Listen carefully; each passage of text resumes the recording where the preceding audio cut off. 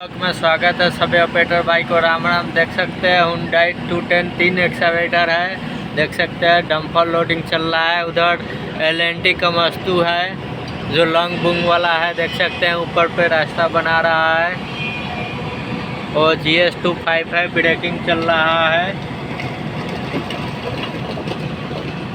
देख सकते हैं जोर शोर से काम चल रहा है। वो भी हुंडई है, क्रेन है, अमेरिकन क्रेन है।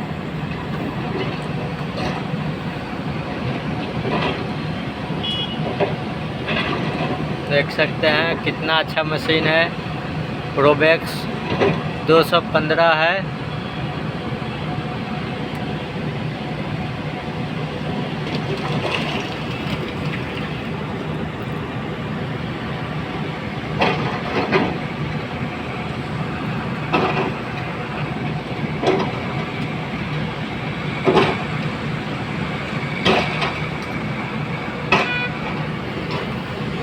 गुजरात में साइड चल रहा है, डैम का काम है।